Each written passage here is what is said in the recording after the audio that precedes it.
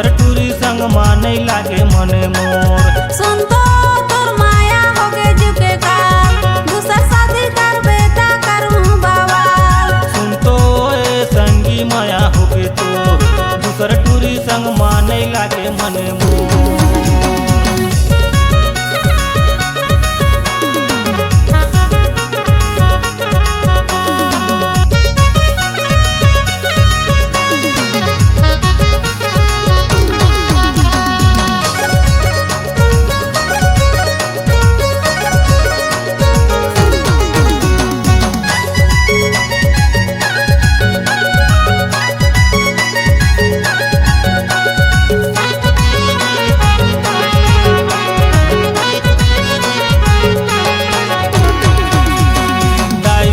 संगी साथी सबला मैं मनाहूँ, आवन तेना मांग फागुन मंगनी ला कराहूँ।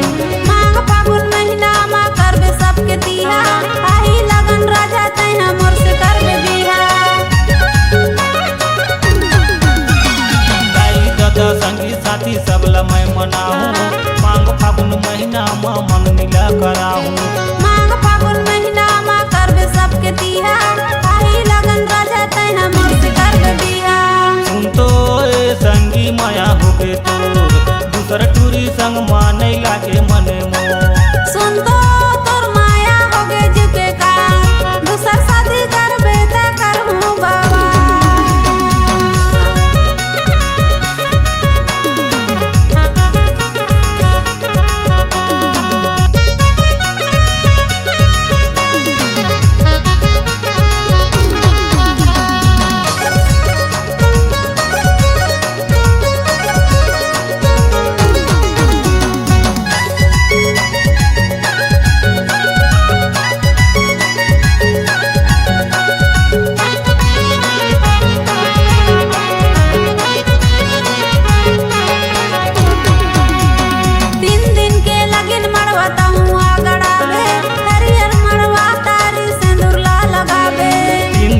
लगिन मड़वा महुआ गड़ाहूँ, हरियर मड़वा में बारात लेके जाहूँ।